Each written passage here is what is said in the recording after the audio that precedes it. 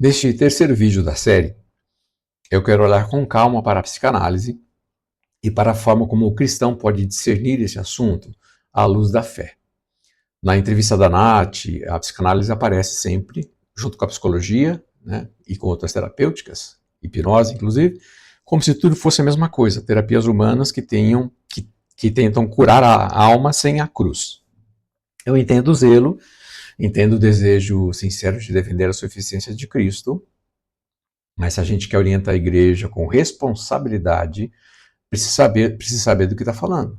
A própria Bíblia nos chama a esse tipo de cuidado. Responder antes de ouvir os fatos é tolice e vergonha. Provérbios 8:13. Então vamos primeiro entender o que é de fato psicanálise, como ela funciona e onde ela colide com a fé cristã. Depois vamos olhar para a parábola do joio e do trigo.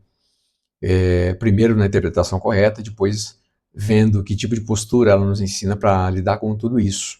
Porque esta parábola foi citada por uma escola de psicanálise, segundo ela, né?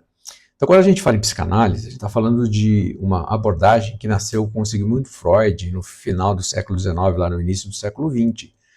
A ideia central de Freud é que existe um inconsciente, uma parte da mente que não é acessível diretamente, mas que se manifesta em sonhos, lapsos de fala, sintomas, fantasias, atos falhos e afim. Para ele, muitos sofrimentos emocionais vêm de conflitos internos entre desejos, proibições e culpas que nós não conseguimos integrar. Então, o objetivo da psicanálise é trazer à consciência aquilo que estava inconsciente através da fala, da interpretação, para que a pessoa compreenda melhor o que a move por dentro. Na prática, isso significa que o psicanalista não trabalha como um psicólogo de linhas mais diretivas, né? Que faz entrevista, que aplica teste, que chega a um diagnóstico, monta um plano de tratamento e combina as metas semanais dentro desse plano para o processo do alívio do sintoma. O psicanalista, ele ocupa o lugar de escuta e interpretação apenas. O paciente é convidado a fazer o que Freud chama de associação livre, falar tudo que vier à mente sem censura nenhuma. E o analista observa o que se repete, presta atenção nos silêncios, nos lapsos, nos sonhos, nas histórias de infância, na forma como o paciente se relaciona com ele. Então, em vez de dar muito conselho, ele devolve interpretações. Ele chama atenção para padrões, ajuda a pessoa a se ouvir, na verdade, né? É um trabalho mais longo, menos estruturado, menos focado em sumir com um sintoma rápido. É mais voltado para entender a trama efetiva profunda, né? E isso é bem diferente, por exemplo, de um psicólogo clínico que trabalha com terapia cognitivo-comportamental, por exemplo, e que explica o que é ansiedade, o que é depressão, como funcionam pensamentos automáticos, propõe exercícios, tarefas, mudanças de rotina, quase como um médico mesmo da mente. A primeira coisa importante a se avaliar psicanálise não é sinônimo de psicologia. Psicanálise é uma abordagem específica com uma filosofia própria dentro de um campo mais amplo, que aí sim chamado de psicologia. Quando a gente coloca tudo na mesma caixa, a gente perde a capacidade de discernir. E o chamado bíblico é exatamente o oposto. Ponham à prova tudo que é dito e fiquem com o que é bom. Mas a questão principal para nós cristãos não é só a técnica, né? É de cosmovisão. De fato, a psicanálise clássica, né, especialmente a freudiana, e ele quem iniciou, carrega uma visão de mundo que, em vários pontos, entra em choque com a fé bíblica.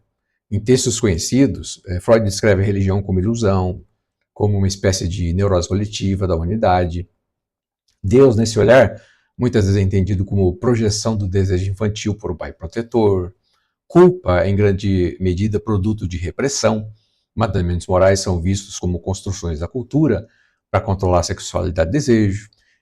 E agora, nem todo psicanalista hoje repete isso na mesma linguagem, mas essa é a base teórica, ainda influencia o jeito de olhar para a fé, pecado, culpa e salvação.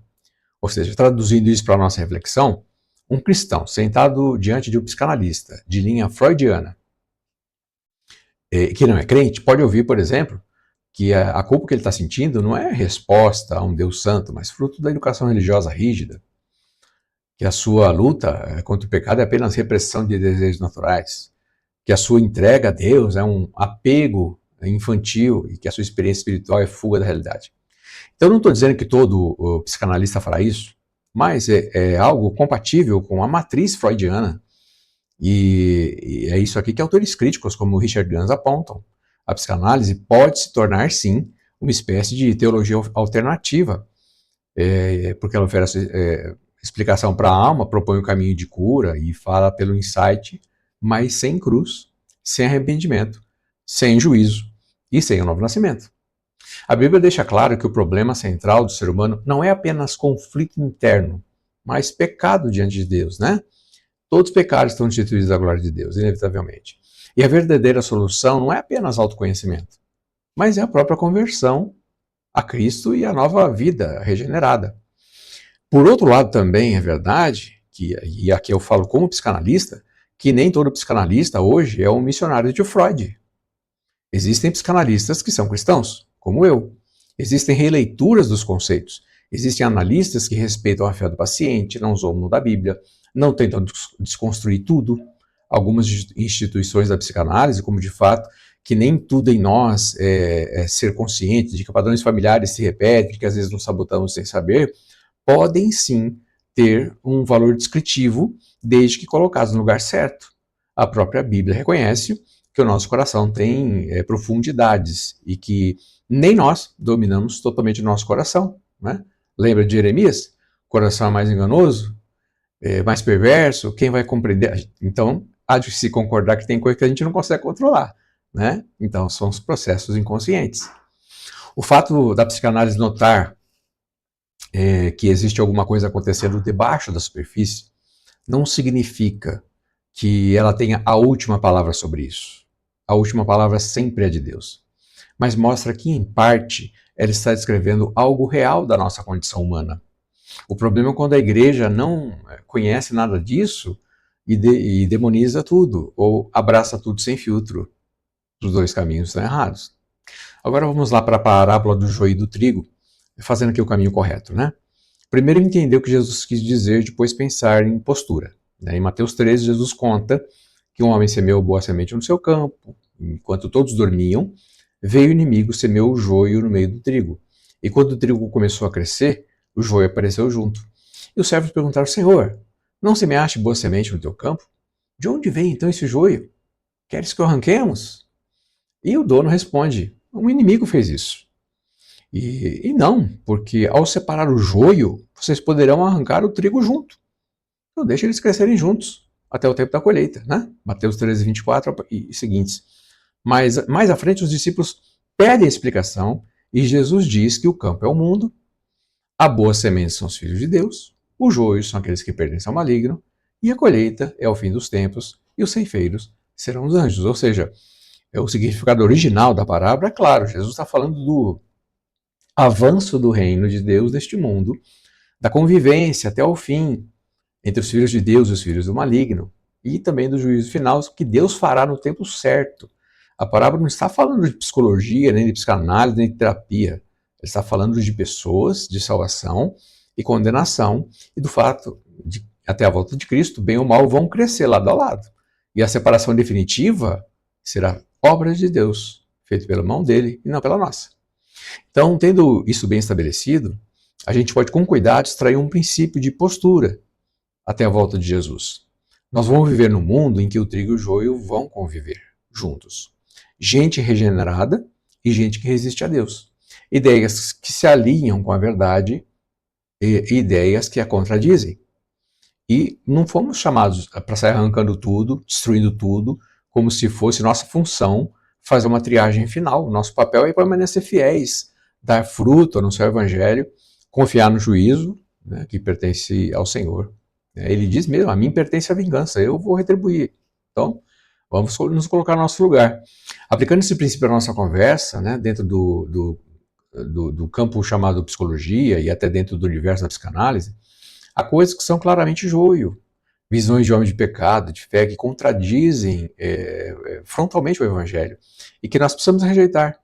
Mas também pode haver em alguns lugares grão de trigo, no sentido de descrições verdadeiras sobre o funcionamento da mente, sobre repetição de padrões, sobre mecanismos de defesa, que não salvam ninguém, não substituem a cruz, mas podem ajudar a trazer luz para alguns aspectos da dor humana, Isso não muda a interpretação da parábola. O joio ali são pessoas ímpias, o trigo são filhos do reino. O que muda é a nossa postura, entendendo que o ensino de Jesus, no ensino dele, nós aprendemos a não agir nem com histeria e nem com ingenuidade, mas com discernimento. Paulo fala isso aos Tessalonicenses, capítulo 5, na primeira carta, 5:21. Examinem tudo e retenham o que é bom. Sempre lembrando que o padrão do bom é Cristo e a sua palavra, não a moda intelectual do momento. Quando a Nath junta psicanálise, psicologia, constelação, hipnose numa frase só e trata tudo isso na prática como doutrina de demônio sem distinção, o que acontece na cabeça de muita gente? De novo, crentes que já estão fracos, em depressão, com crise de ansiedade, que talvez se beneficiassem de uma conversa com um psicólogo clínico cristão, ou talvez um psicanalista cristão, um profissional que respeita a fé, eles passam a ter medo de qualquer ajuda. Eles não procuram um terapeuta sério, não buscam um psiquiatra quando precisam, não falam de pensamentos suicidas porque associam o consultório com a porta do demônio. E continuam indo ao culto, continuam crendo em Jesus, mas por medo de trair a fé, não dão passos concretos para cuidar da saúde emocional. Isso é muito sério. A Bíblia nos coloca, ou nos chama, a cuidar uns dos outros, e não ficar colocando fardos impossíveis sobre os ombros daqueles que já estão cansados. Paulo fala aos Gálatas, capítulo 6, levem os fardos uns dos outros e assim vocês vão obedecer à lei de Cristo. Como pastor, a postura que eu quero propor é outra. Primeiro, ser honesto. Reconhecer que a psicanálise, em sua forma clássica, tem sim base teórica que entra em conflito com o evangelho. E que não dá para romantizar isso, não. Ele tem muito joio ali. Agora, segundo, ser prudente. Não dizer ao rebanho que qualquer ajuda psicológica é automaticamente do diabo, porque isso não é o que a Bíblia ensina sobre mundo, nem sobre graça comum, nem sobre o modo como Deus pode usar até ímpios como instrumento de cuidado. Em terceiro lugar, ter discernimento. Ajudar as pessoas a perguntar qual é a visão de ser humano, de pecado, de Deus que aquele profissional carrega. Se ele respeita ou ridiculariza a fé, se ele ajuda a fortalecer a caminhada com Cristo ou se mina a confiança da palavra. João, na primeira carta, capítulo 4, versão, fala assim, amados, não acreditem em todos que afirmam falar em nome de Deus, ponham-nos à prova. A parábola do joio e do trigo nos lembra que a separação final entre bem e mal é obra de Deus. Até lá, o nosso chamado é viver em santidade, no meio de um mundo misturado, com Bíblia na mão, com o coração firme em Jesus e com os olhinhos bem abertos. Em relação à psicanálise, isso significa reconhecer onde ela funciona como uma espécie de religião rival, e aí dizer não com clareza. E ao mesmo tempo significa não transformar todo psicólogo, todo psicanalista, todo consultório, toda pesquisa séria sobre sofrimento emocional em um inimigo do Evangelho. A nossa confiança está em Cristo, não na terapia, mas debaixo da soberania de Cristo, às vezes ele escolhe usar como instrumento exatamente aquele conhecimento que nós precisaríamos, para a nossa vida inteira, rejeitando, e às vezes a gente rejeita por medo, se a gente não tiver aprendido a discernir o joio e o trigo à luz da sua palavra. Eu reforço, gente, confie no Senhor de todo o seu coração, não dependa do seu próprio entendimento, busca a vontade dele em tudo que fizer, e ele mostrará o caminho que deve seguir. Provérbios 3, 5 e 6. É assim que eu creio que devemos caminhar, confiando totalmente em Deus, mas necessariamente não desprezando por reflexo de medo aquilo que ele, em sua graça, permite que a humanidade descubra sobre mente, sobre trauma e sobre memória.